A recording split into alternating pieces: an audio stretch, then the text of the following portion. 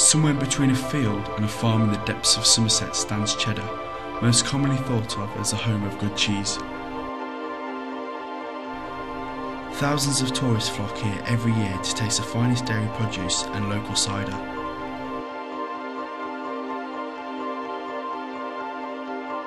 But at the turn of the century, something was discovered in Cheddar that excited more than just the taste buds. Whilst attempting to widen the entrance to the Goth Cave, a skeleton was found dating back to 7000 BC. This skeleton became known as the Cheddar Man. We know that he was in his early 20s. We know that he lived 9,000 years ago, which would have made him a Mesolithic hunter-gatherer here in Cheddar Gorge, which was one of the main locations for Mesolithic hunter-gatherers. We know that he suffered from some sort of abscess during his life, which may or may not have made him a rather unpleasant or objectionable person. We know that he was buried in God's Cave, and we know that was rather unusual because everybody else was cannibalised in those days.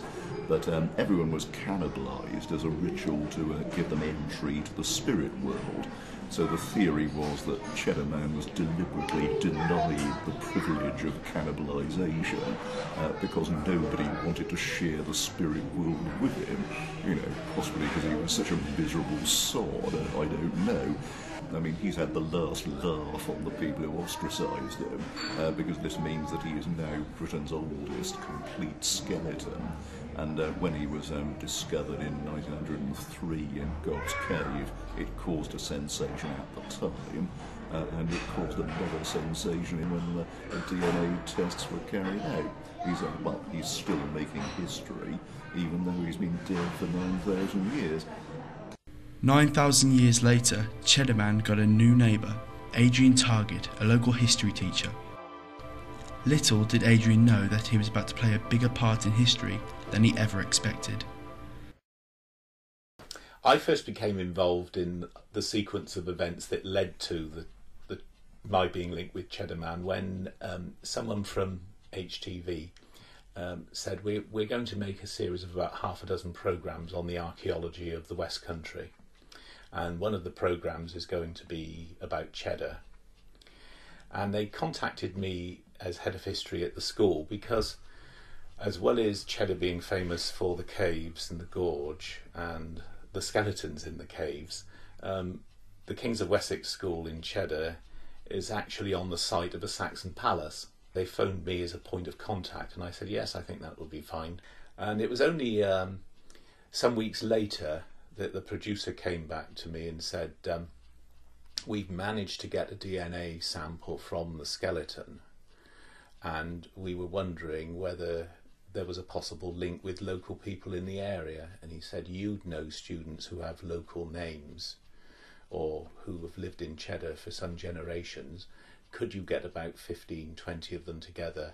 And I said, I think I can arrange that. So I got these students together, and I said, we're going to have a DNA test, and some of them were a bit apprehensive. And I said, to show that how ridiculously easy it is, I'll have mine taken as well.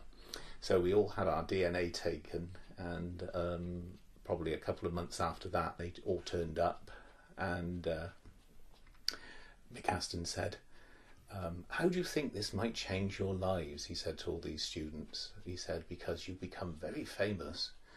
And then he said, there is only one match. And he turned around to me and he went, and it's you. Well, Philip Priestley and Harvey Lilly, who were the two producers of the Time Traveller series, obviously had seen me on Time Team, and they said they'd like to make some local ones, one of which was on Cheddar Man. The original intention of the programme, because it was for the HTV region, it was for the sort of Bristol, West Country region, was that no matter where you went in the area, there was something of historical, archaeological interest. And it wasn't just special like Stonehenge or Dunster Castle or something like that. Everywhere had a story. I guess. Yeah, whereas it's ought to be more than that here with the cottage and the well. I was amazed that it went in that direction. I didn't think we'd be taking swabs from people and working out their DNA and all that stuff. It wasn't really what I was interested in at all. It was a very fascinating business. The whole thing went on for several months. Firstly, the original idea, then the original filming, then the revelation that Adrian was a direct descendant of Cheddar Man, then the media storm that followed that. I suppose you could say it's the story that went around the world. Within minutes, Adrian had the world's press at his door, all waiting to talk to the man related to the oldest bones in Britain. It was very interesting to see what happened in the next 24 hours, because Adrian, first of all he's quite a sort of shy, quiet chap, he's a good sort of secondary teacher, that's what he does, and all of a sudden he found that everybody was after him to interview him. And by the time we'd finished that day, there were actually press outside his house, and he actually came and stayed here with me for a couple of days with his family, because it was just getting too much. He needed somewhere to hide, So I think it changed his life like the press and the media does, in a way that he probably wasn't very happy about, really. I spent quite a long time for the next, certainly over that weekend, for the next few weeks, giving an awful lot of interviews. Some of the students at school got rather bemused that as soon as I poked my nose out of the door to go to teach a lesson, there was invariably a camera crew running along at the side of me, filming me. In fact, somebody at the time that the story broke said, Adrian, how do you think you're going to get Cheddar Man into your teaching? And I said, well, it'll be quite a challenge to get Cheddar Man into things like the rise of the Nazis. It was interesting that someone who lived in the village, who I didn't know, was walking past the school gates one day, and he saw me out actually doing bus duty, putting some of the students on the buses, and he came in and he said, I thought you might like to see this. He said, I got this when I was on holiday, and it was an English language Greek newspaper, and there I was on the front page. So Adrian became a sort of international chat show person, around the world. I think I took roughly a week off school in order to satisfy the curiosity of people who wanted to interview me. I thought it was rather amusing, really. Oh, there we are. Tracing your family tree to Cheddar Man's mum. The New York Times. Surely these countries have got more important news that they ought to have on their newspapers than me. I don't think that the story's affected me in the sense that it's made me sort of feel important or feel big-headed. I think the importance of the story, and it could have been anyone, but the importance of the story is the fact that science can do these things and show this linkage. So why exactly did this story defy cultural boundaries and captivate so many people around the world? Well, we're all fascinated by ancestors. We've been deluged ever since by people wanting to know whether they might be descendants of Cheddar Man. The story was taken up particularly in America, where obviously there's a tremendous interest in ancestry from Europe. The success of programmes like Who Do You Think You Are shows that people do like to know what their origins are. Interestingly, I can't be bothered with mine. I'm really not interested in all. If people could tell me what my lot were doing in 1100 AD or 500 AD, I'd get interested in that. But I really don't want to know what they were like the last 150 years. They're a bunch of scallywags, I guess. But people are interested in that, and it's a good thing, because if it gets them into family history, then it's likely to get them into, say, village history, what their parish is about. That probably means that they'll value it better, they'll look after it better, and that's all got to be a good thing, I think. I think people are a bit lost if they don't know what the roots are. I was always, when I was little, asking my grandmothers questions about their families. I think it enables you, as much as anything else, to place yourself as to where you are. When you see how all those generations before you have behaved and worked and have been born and died, you do realise that you are rather a small part of something which is much, much bigger.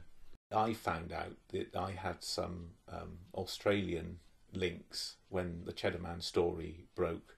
A relative on my father's side of the family who lived around here in the 1840s, conditions in Somerset were so bad that he killed a sheep and he stole a bucket of grain from a barn on the Mendips. He was found guilty and he was transported to Australia. And the descendant of that person wrote to me and said, did you know this? He said, your ancestor and my ancestor was a convict. He said, you might be amused to know that I'm a judge. Despite the global interest in the story, some members of the archaeological circles were not convinced. I mean, I have to say that I was monumentally unimpressed by the whole thing, if I'm honest with you. I mean, I suppose, I mean, the trouble is, you see, that all this DNA stuff is very new, and it's all like wonder science, but I'm not actually sure we know what it means yet. And when people start using it to say, oh, well, so-and-so has Viking ancestry, so-and-so has Roman ancestry, I'm really not sure about that. I think it's probably more complicated than that. So my normal nature, which is to be very sceptical and cynical about things, really kicks in with this sort of stuff.